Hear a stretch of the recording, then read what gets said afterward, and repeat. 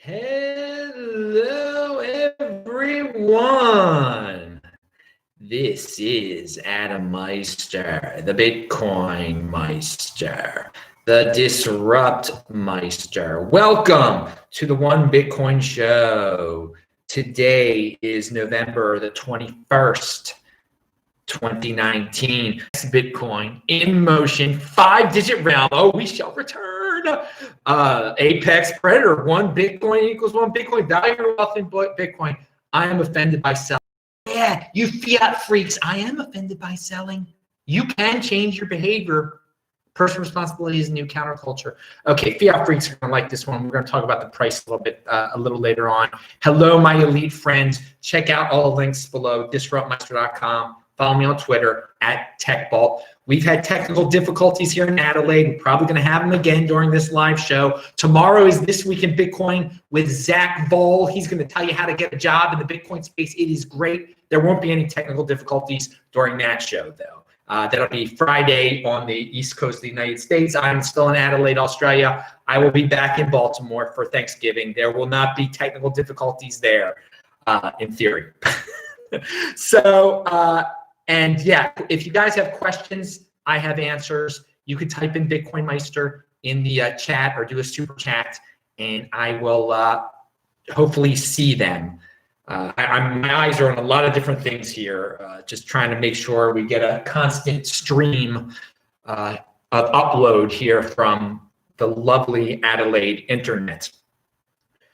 So let's start it off by saying, by talking about all-time highs. Okay, when we have an all-time high, it sets a psychological tone for that halving period. Okay, for the halving period that follows it. All right, leading up to the next halving, basically. So that's why this year, 2019. Still, you know, you've got all these price, for you fiat freaks, we have all these price fluctuations going on. It reminds me of 2015. I've lived through this before, and that's why my hand is so strong. That's why I'm like, I wake up in the morning, I'm like, oh, that's what the price is. I didn't even know what I really haven't been checking the price very, very often. And it's just because I've been through this before. We're getting closer and closer to halving, but I've been through 2015 before. This is 2015 again. And so let's put in perspective. Moment in 2013, there was an all-time high of, I think it was around 1,100.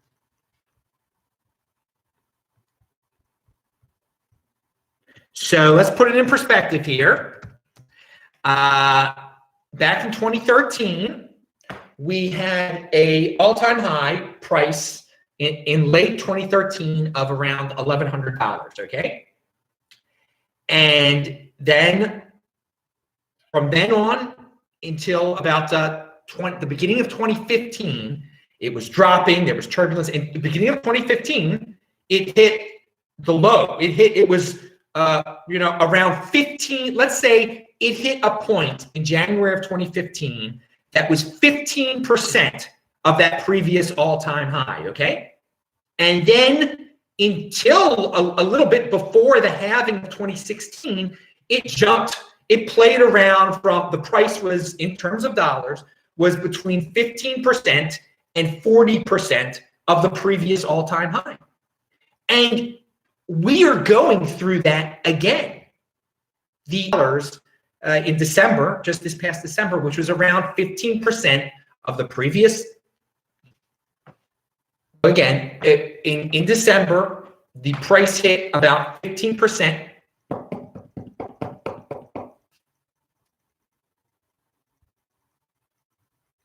Again, some of this might sound repetitive because the connection keeps going out, but those of you watching this on tape, you won't even notice. But in December of this past December 2018, the price of Bitcoin was about 15% of the previous all-time high, and that was the low.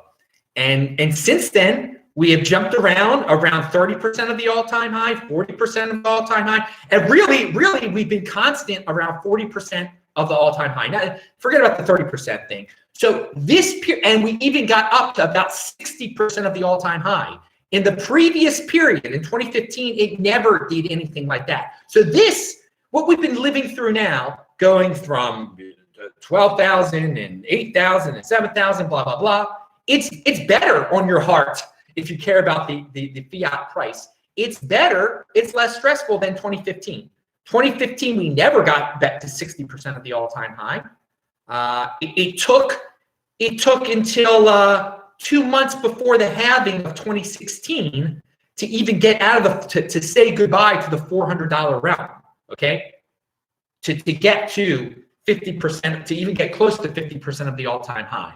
So look at it from that perspective, people, in terms of the percentage of the previous all-time high, because it really sets a tone. Psychologically, people freak out. They're like, oh, it's worth so little compared to the all-time high. Oh, I'm panic selling, I'm this, I'm that. And people say to you, oh, you were so stupid. You paid the last time around, you paid $800 for it, and now it's only 30% of that of the all-time high of 11. You paid 80% of the all-time high, and the thing to remember is it always returns to that all-time high eventually.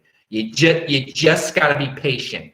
But this, look, in terms of percentage of the previous all-time high, this period, this year is better than 2015, but it is quite similar. It is quite similar, and people, they don't see the comparison because it was jumping between 200, 300, 400s. It doesn't seem psychologically, again, when we're talking about 14,000 and 7,000, and it's, the numbers are scarier, okay? But again, the only really big difference is that we got up to that, we got over 50% of the all-time high during this year, quite a bit, and that did not happen during 2015. It never, I believe, it never got over 50% of the previous all-time high. All right, pound that like button. I didn't even look at my notes during that at all because I'm just looking.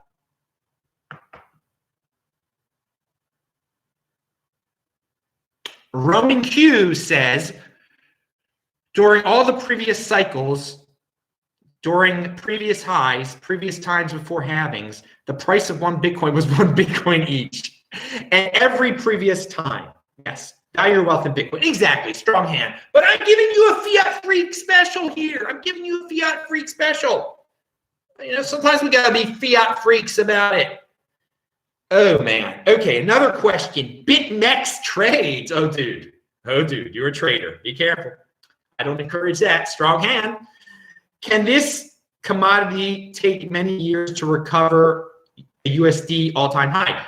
No, not what's many years, dude? I'm betting on the cyclical thing again.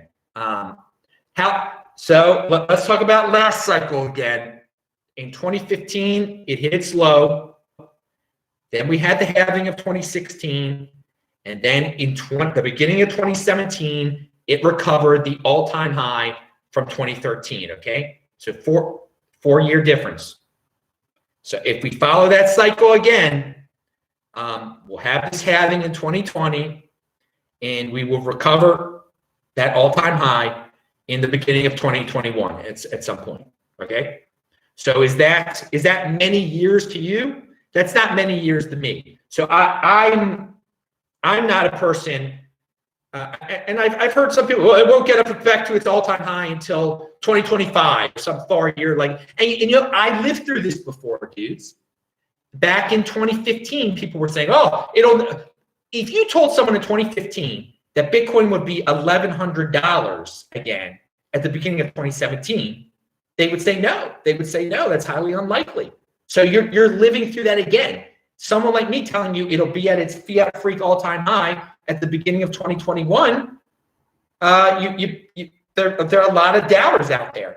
But I am going with the 210,000 block theory until proven otherwise.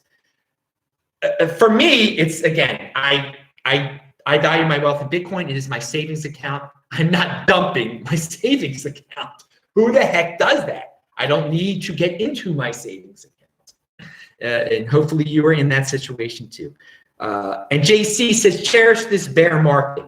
And I'm reading that because JC is an awesome dude in South Africa, but also because to remind you that it really is, I mean, it's still a bear market. I mean, it's not,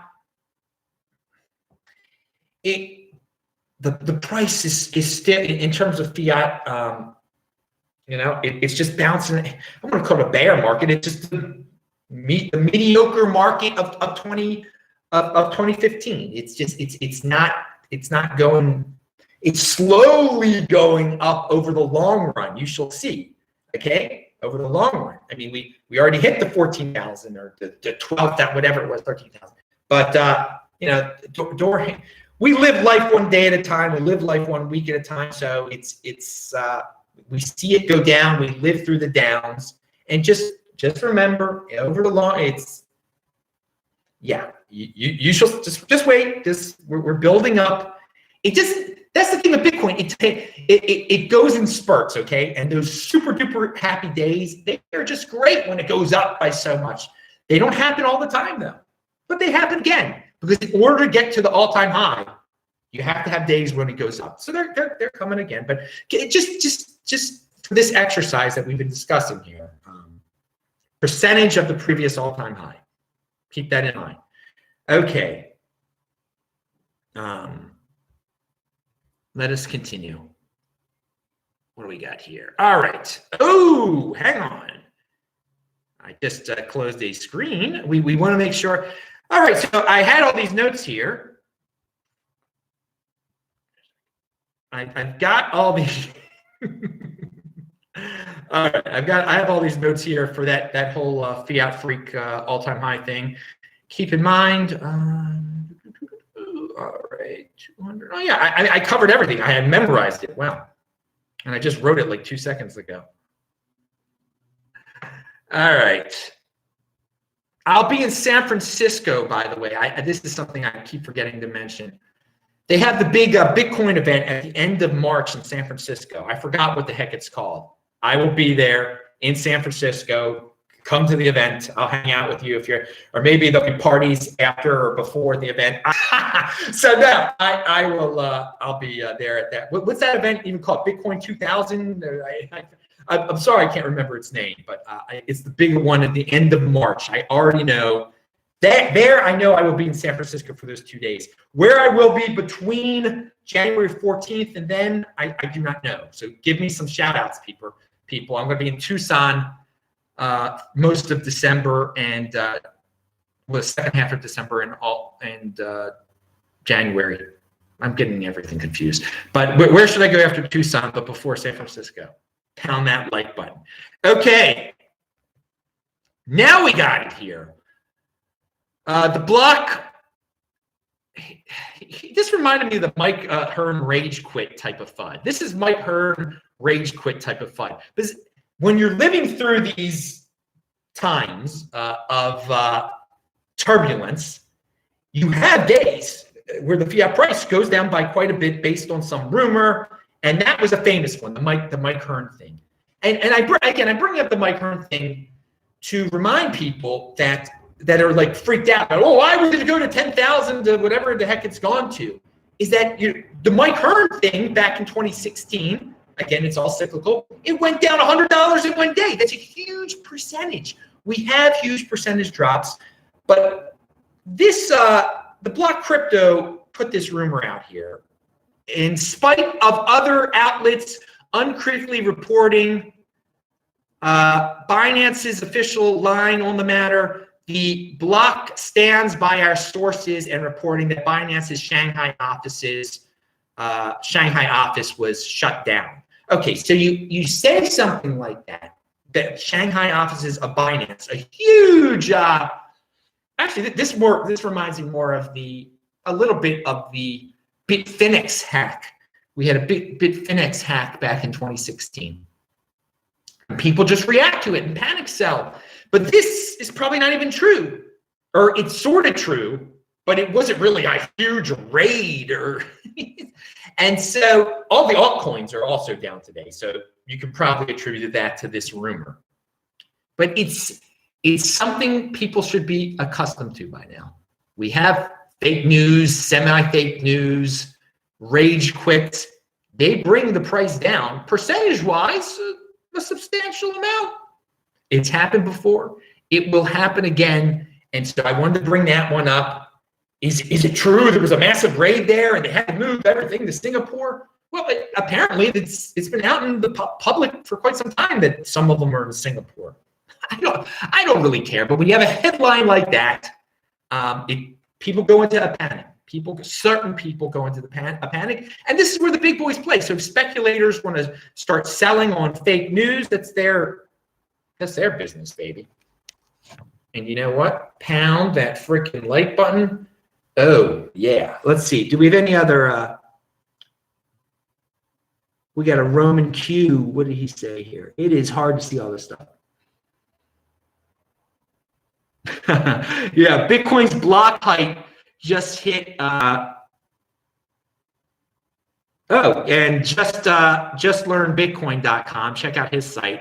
He said he just got one of his cousins into Bitcoin, and thus he's no longer the crazy cousin because, hey, he got another cousin into it. Good. Now on to what's the next thing here? Oh, the scam, the stake. Mike Hearn, we talked about. Oh, God. Most of you are probably like, what the heck is this Mike Hearn thing? I wasn't around in 2016. It's better you weren't around in 2016. Well, it's actually not better that you weren't in. If you're around in 2016, you would have been buying Bitcoin for like $400 like I was. Anyway, when the Mike Hearn thing happened, it dropped from 400 to 300. And people were like, oh, you were so stupid to buy at 400. Again, people are always comparing to the all-time high of 1,100. Oh, it'll never get back to 1,100. It got back, baby. Now, PlusToken, that's what I want to talk about. This guy, Ergo BTC. This guy, I mean, I'm sure tax organizations all around the world would love to hire this guy. But man, he can track. This guy's got a thread, and he should have wrote a blog post. Instead, it's a tremendous Twitter thread where he tracks the Bitcoin that the PlusToken scammers acquired. There was a scam in Asia where I guess they sold some PlusToken, which was some big thing, and they got these scammers got a lot of Bitcoin. And Ergo BTC decided to figure out how much Bitcoin they got and how they tried to mix it and how much they have dumped. And he said this is his thread. It is a very good thread. It is long though, and it's linked to below. This got me thinking, could the selling by PlusToken scammers have had an abnormal effect on this market cycle? A very interesting theory, dude. So after all these, I read all the tweets, and here's the big one. Here's the money shot, as they say in the biz. You don't want to be in that biz. Assuming all of the mixed coins, 129,000 accounted for so far, have been sold over a period from early August through today. It will give you an average of around 1,300 Bitcoin sold per day. Still some left to be dumped. So these dudes, they had 129,000 Bitcoin. Of course, the rumor was 200,000, and it might have been that high. And they've already dumped 129,000 since what month did he say here? Was it August or September? August, or early August through now, November. So that's an incredible amount there. 1,300 Bitcoin a day being dumped. That can make a difference. That's something to take in consideration. But this is where the big boys play. So there's scams all the time where people dump large amounts. This is a lot, though. This is a lot. Very interesting topic for all the. He brought it up because people are spreading this FUD that there's miners are failing and miners are dumping their Bitcoin. But here you have a real example of someone dumping Bitcoin. There is some of the Bitcoin that you see sold every day is this scam operation, just getting rid of it on average. Yesterday during the show, when I was talking about the Petro and the news from Venezuela, the insider information that Mauricio gave, something got cut off, but I linked to it. I'm gonna talk about it real quick because it was from Bitcoin.com. Maduro plans to give Venezuela pensioners Petro as Christmas bonus. And this was part of a larger announcement, which I covered yesterday. Bitcoin.com only covered that part, but it got chopped off of my show. It's just part of a gimmick. He's giving away the Petro to the pensioners in hopes to spread the word about his Petro and extend the life of his Petro. It's interesting. Let him do his gimmick over there. It's an interesting study. And again, I will say what Mauricio says about the whole situation. In my view, most certainly that this is for confusion. He says that that the top technology in the world is in Venezuela. Venezuela is all in crypto. It's a big publicity stuff with what Maduro is doing. A distraction, confusion, just trying to keep the regime in power any way he can. All right, we got something from Vention here. Hang on. What does Vention say? And you can just look it up. It was in 2016. If I remember right, I seem to remember it crashing from 500 or so down to 190. Nah, that's different. And it didn't crash from 500 to 190 one day. It was a slow burn, and that was in 2014. It got to 190. Excuse me, it got to 190 in January of 2015. So what you're remembering is, yeah, it was 500 in 2014, and it went down, and by the beginning of 2015, it was like 190 or something. Mike Hearn did a rage quit in January 2016 when Bitcoin had made its way up to 400 again, and then he wrote this article that was in like the New York Times, and it went down to 300, which is a tremendous drop. Of 400 to 300, that's big percentage-wise. It's huge. And so yeah, it was 2016. It was January 2016. Yeah, okay. But and Vention realized that. Okay, coolness. But hey, there's some history. You lived through it. The cool thing is Vention can have a big smile on his face that he's getting all sorts of years confused. And you know why? Because he never was selling his Bitcoin. Well, he had one little bet. He had the bet. He sold his Bitcoin at one point, but that was an unrelated thing. That was 26 later on. But he knows that he was acquiring during that whole time, and there were so many other people acquiring and not freaking out because of Mike Hearn rage quit. And back to my notes section. Anybody else have any questions, by the way? Because this show is almost done. Tel Aviv. This is from my buddies in Tel Aviv. Here is an interesting vantage point into DeFi. Decentralized finance by means of tokenization was first proposed on Bitcoin in 2012 by Manny Rosenfeld. He called it colored coins. White paper attached. Tokenization, financial instruments has a history. I know Manny. Manny is awesome. He is in Tel Aviv. He is such a smart Bitcoin embassy. I was with Manny when I was in Tel Aviv. He's a soft-spoken, modest man. You would never know this is the dude who created color coins. I knew he had something to do with it. And now we have all these people, and again, it's linked to below. You can read about his original color coin idea in 2012. Decentralized finance on Ethereum, DeFi. People have taken it to a whole new level. This dude came up with it in 2012.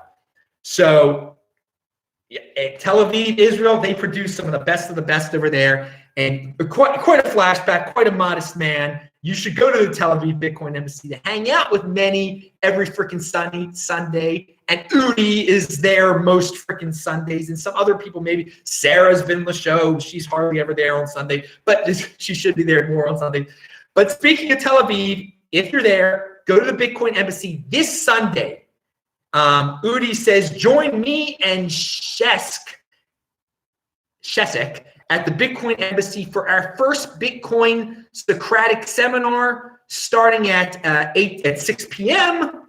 That's linked to below. So if anybody's in Tel Aviv, go there this Sunday, 6 p.m. You'll be with Udi and Manny, and they're having this Socratic thingamajig where you get the you're gonna talk about all sorts of high-thinking Bitcoin ideas. And yeah, they are hardcore Bitcoin there. By the way, I've got a question for all the people in the chat. Maybe someone will know about this. But I surely do not understand all these people keep getting free super chats from YouTube just to distribute them. What is up with that? I thank the guys who have given me these. I keep hearing people saying, YouTube gave me $5 for a super chat, and I'm giving it to you, Adam. Well, thank you. But what is going on with that? Does anybody know about that? All right. That is it. Hey, we Dinga. Dude, did I just send you a DM earlier today? We Dinga? Was that you that was having a little bit of an issue? I'll check my Twitter in 2 seconds. All right. Yeah. Oh, here, Venture says, yeah, I got some of those free super chats about 6 months back. So what I'm wondering is, and I just want to clear this up with people. Thank you for giving them to me. Some people I have typed in before, like that if you get them, you can't give them to yourself, can you? I mean, I haven't got them. I would just try to give it to myself first. Like, thanks for the free money, YouTube. But I assume that you have to give them away. It gets cashed out. I get a deposit in my bank account every month from Google because I am a creator, a YouTube content creator, and they include the super chat in that along with the advertisement money because you get banner ads. You know, you guys see this stuff, and YouTube. That's people ask me, well, where does some of you get no money out of? No, I get paid. YouTube sends me a check every month. Some of it's super chat money. Some of it is the money from the advertisements and everything like that. All right. Thanks for all the support, dudes. In tomorrow's show, a regular guy who has gotten 2 good jobs in the Bitcoin space. So he was in motion. You can be in motion too. Be in motion. Watch this show. Best freaking guest in the space. This tomorrow is This Week in Bitcoin. Next Friday, I'll be back for Thanksgiving in Baltimore, and it'll probably be a live This Week in Bitcoin, hopefully with 3 guests. Fingers crossed. I'm Adam Meister, the Bitcoin Meister, this Disrupt Meister, Satoshi Naka-Mario. Get starts like this below. Pound that like button, bang that bell button. Click on those squares. Follow me on Twitter at TechBot. Enjoy tomorrow's show. It's already Friday in freaking Australia, of course. Bye.